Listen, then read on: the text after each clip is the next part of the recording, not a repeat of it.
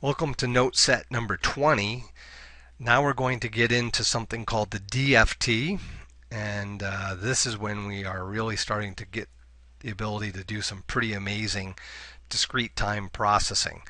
This is numerical Fourier transform analysis. Now, there's lots of packages out there that will, MATLAB and so on, that you can just automatically start doing these DFTs numerically, but it's sort of like going to the store, buying a chainsaw that you've never used before. You've never used a chainsaw before. You go there, you buy this thing, you bring it home, you start it up, and you start trying to cut down things without learning how to use it. That's a dangerous thing. So is trying to do DFT processing without really knowing what you're doing.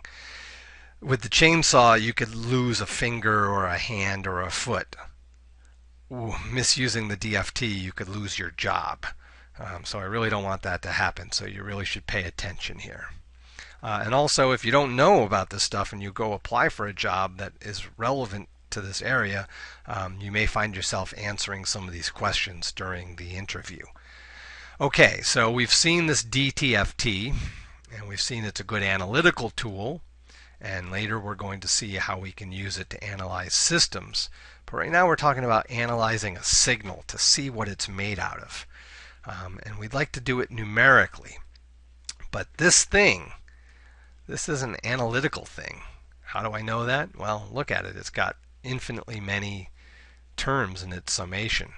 And I'm evaluating it in terms of an arbitrary variable omega on the continuum from minus pi to pi.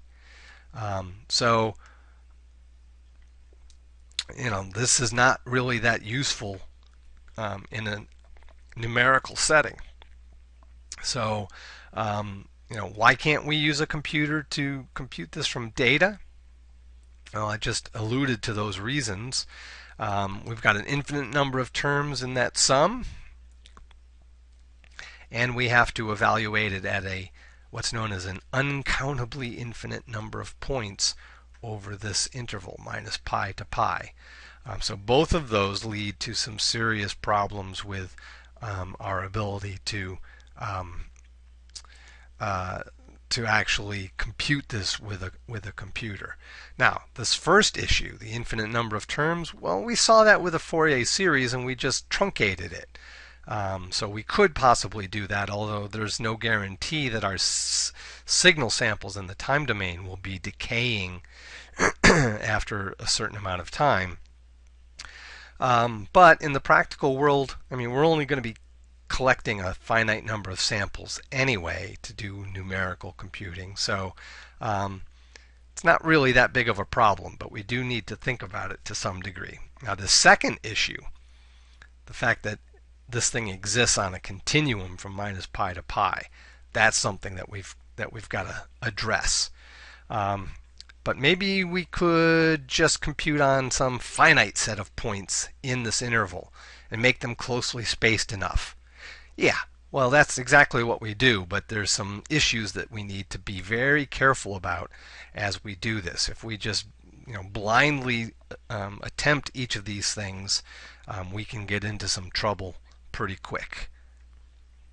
So let's take a look at this and lead up to the discrete Fourier transform, which is called the DFT, and that will be our main numerical tool for looking at what's in a signal. So let's suppose that we start off looking at a finite duration signal. So by looking at such a signal, we no longer have to worry about that infinite sum. So it's 0 for negative n, and it's 0 for n greater than or equal to capital N minus capital N. Oh, too far. So then our infinite sum suddenly collapses to this finite sum, because we can leave out all those terms where our signal is actually equal to 0. So good, so we've got that. Now suppose we could compute this at every value of omega, and I've just drawn a particular shape here that was easy to draw in PowerPoint, and you'll notice that I have it periodically repeating as it should. And let's say that we're only interested in the range between minus pi to pi. Because of everywhere else it's going to be periodically repeating. Now suppose that we compute this at a finite number of omega values. So we would do this sum, we'd go back to this sum here, and we'd say let's just pick some finite number of those on some grid, and we'll just evaluate this sum for each one of those values of omega.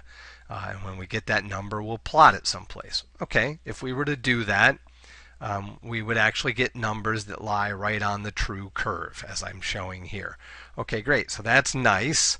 And this is just a convention. There's no need for us to compute this point because it's always going to be the same as that one because of the periodicity characteristic. So we will never compute both of those. If we compute at minus pi, we will leave off pi. If we have pi, we'll leave off minus pi. But our general nature, our general approach will be to do minus pi but not pi. And I only say that because that's consistent with what MATLAB does with some of its numerical tools for doing this kind of stuff. Okay, so good.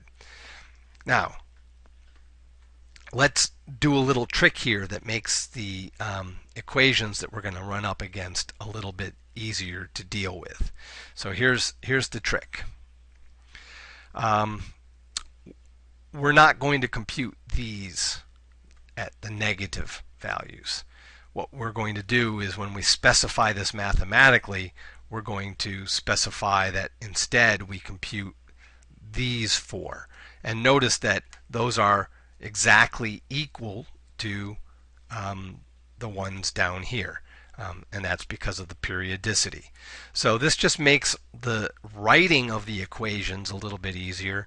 And since the equations are easier to write that way, it's the way that it ends up being programmed in software like MATLAB and so forth.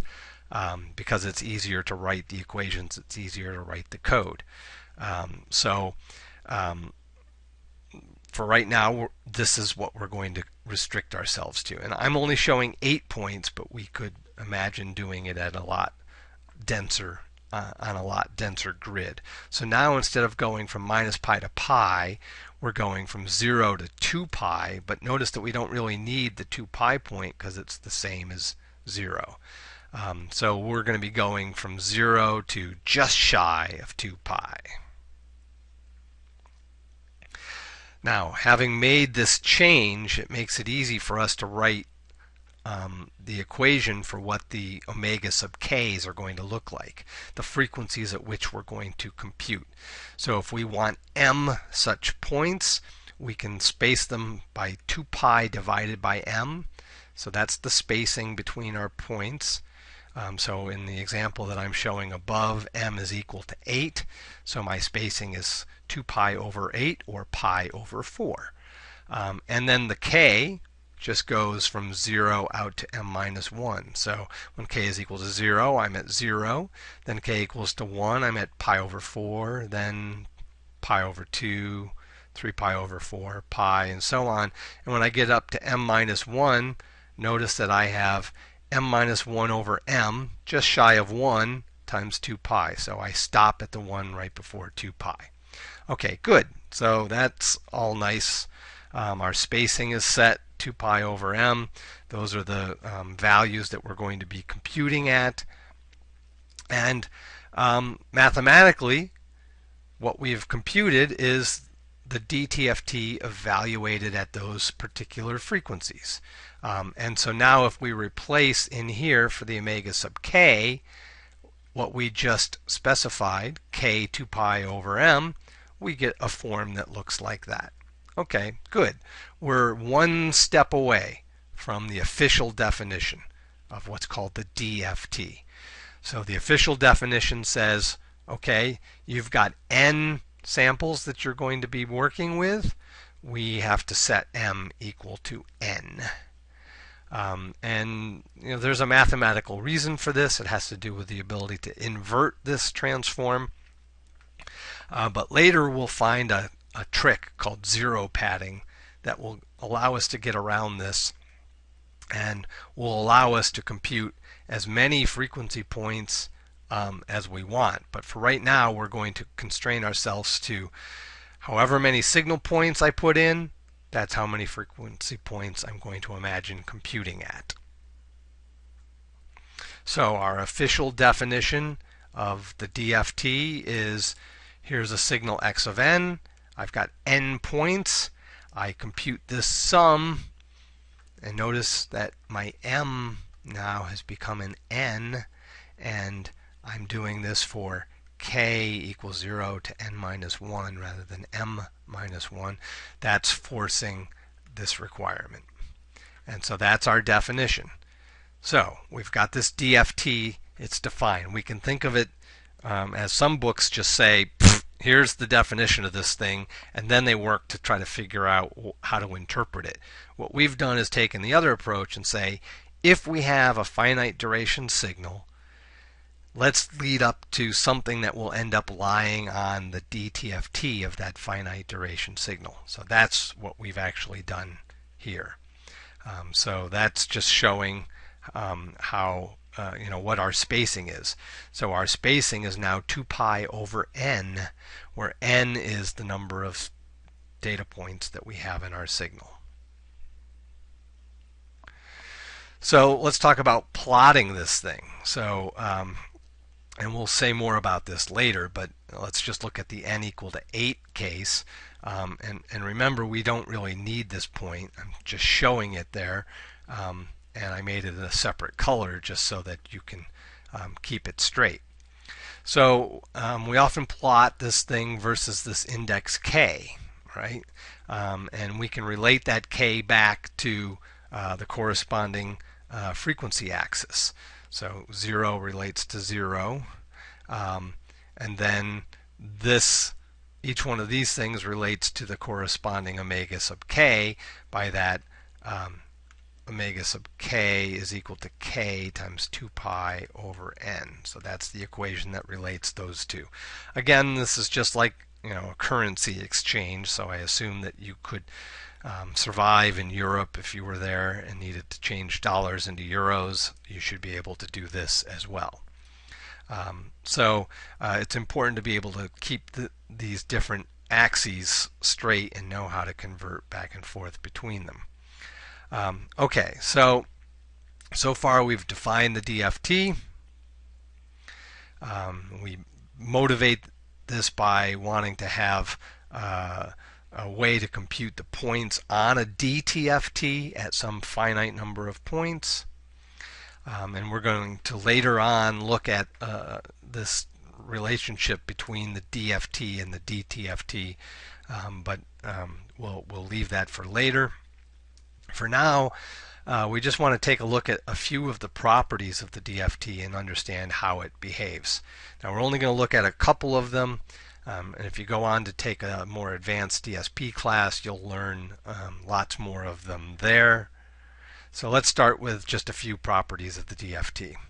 So the first is the symmetry property. So it's a little bit different than what we've seen before, only because of the way that we've defined the DFT being points over the 0 to 2 pi range rather than over positive and negative frequencies.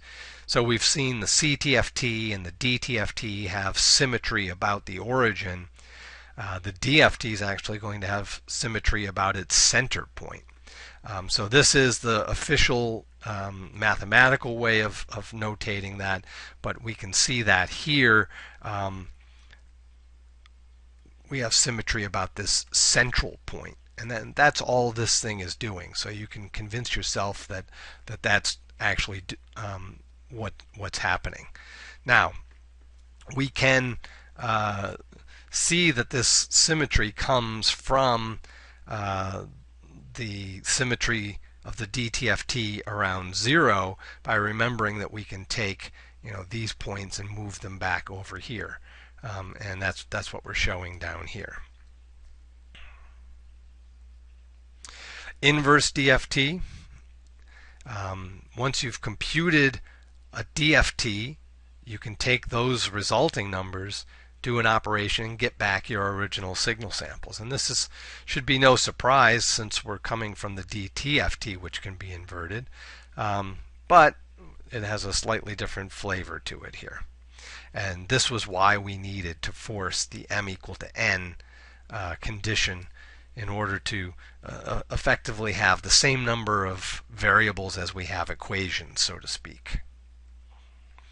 So here's the inverse DFT, and you can see it looks remarkably similar to the forward DFT. One difference is we've got a 1 over n out in front, and the other difference is we've got a plus j rather than a minus j. This summation should be over k, not over n. So for each n value, we do this sum over k. That's what this is showing us.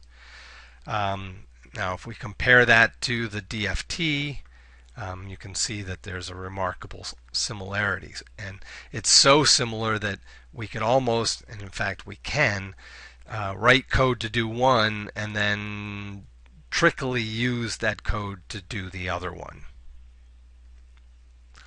Now, we're not going to delve into a lot of the details of this other thing called the FFT. Now, this is an FFT algorithm. It's not a new thing. So we have the CTFT, that's a thing that we look at. We have the DTFT, that's a thing that we look at. We have the DFT, that's a thing that we look at. The FFT is not a new thing. It's just a fast way to compute the DFT. So just keep that in mind. If somebody points at a plot and says, okay, so here's the FFT of the signal, you could politely say, technically that's the DFT. The FFT is just a fast way to get it. Now, whether you say that or not will depend upon the person if the person you're talking to is your boss or someone who is the new guy who has been hired after you. So just keep that in mind. Now, if we try to do the DFT computations just in the obvious way, it takes about n squared multiplies and n squared additions. So let's just back up and look at that.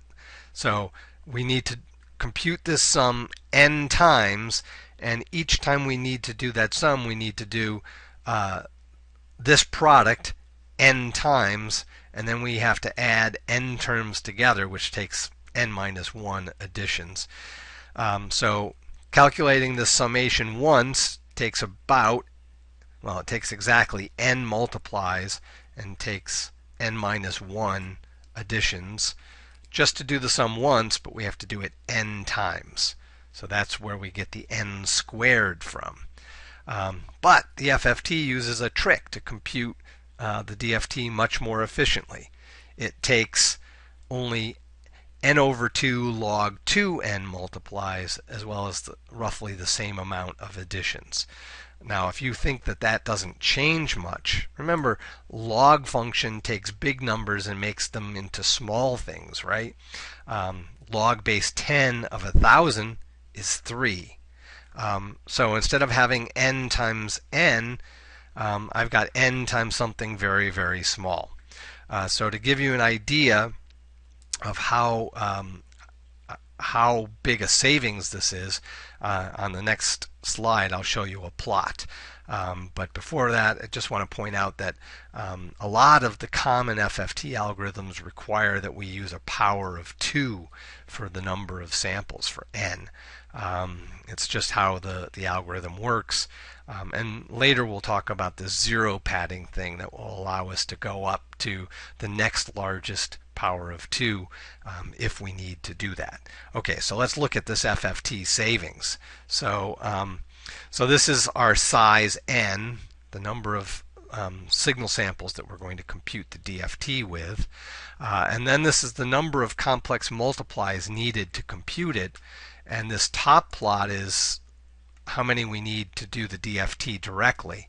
And this bottom plot is how many we need to do it using the FFT algorithm.